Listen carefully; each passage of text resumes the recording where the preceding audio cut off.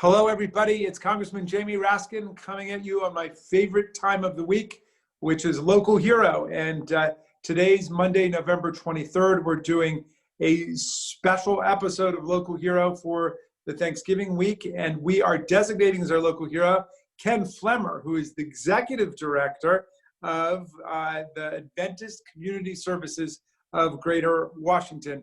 And Ken, congratulations. Thank you so much. You've been in that job for 7 years, and before that, you were doing international relief and development work. And to start with this, tell us how COVID-19 has changed the demands on Adventist local services. We basically shut down several of our services. We closed our clothes closet and we started focusing on food because we knew that was going to be a serious problem. We, in the weeks of, let's say, April and May, we are serving about 4 times as many families as we used to serve before COVID. So we're doing in a week what we used to do in a month. In addition to that volume shift, there's been a demographic shift that we have seen. Prior to COVID, many of our people that came to the food pantry were retirees, multiracial groups, African Americans, Caribbean Americans, with a few Spanish speakers mixed in. Now it's about 85% Spanish speakers, a lot of them living in the Langley Park and along University and Piney Branch Road.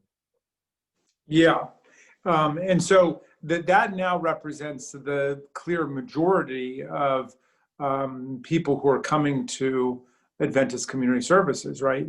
Yes, now it's the majority. Even at the time of the Piney Branch explosion, about 7 years ago, residents there didn't even know we existed down here because they tended to focus more towards Langley Park. But between the food pantry and the diaper bank,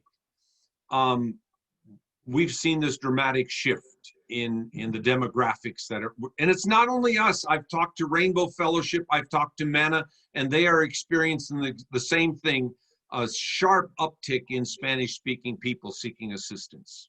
Well, and speaking of your brothers and sisters in hunger relief and food security for the population, but we're understanding that there's a real shortage of turkeys as we're trying to help a lot of different groups out. Have you encountered the shortage in turkeys? What are you doing about it for this Thanksgiving? Yes, all the old vendors that we used to rely on have said no. There was a story in the Washington Post in Northern Virginia with a similar experience. Turkeys have been real hard to come by. Apparently the farmers culled or didn't hatch anticipating this, so there's a bit of a shortage. We were very fortunate. 3 weeks ago, Capital Area Food Bank had turkey breasts, and so we made a decision that in this COVID window, we would serve turkey breasts this year. You know, in the sense of COVID not having big family gatherings, that a 7-pound turkey breast or a chicken. That was the other surprising thing. We did kind of a poll when we were enrolling, and it's about 45–50% of the families would prefer a chicken over a turkey. Yeah, so that's helped to address the scarcity of the turkeys this year. Well, look, it's always been my favorite place to go to help out during the Thanksgiving period. I know things have changed somewhat with volunteering during Thanksgiving, but I just want to thank you from the bottom of my heart for everything that you're doing to meet food needs in our community. Ken, thank you for Adventist Community Services. Thank you to my friends Terry and Joyce Siemens, who introduced me to you a long time ago. And please keep up the great work. And if you have anything final you'd like to say to everybody as our local hero, please.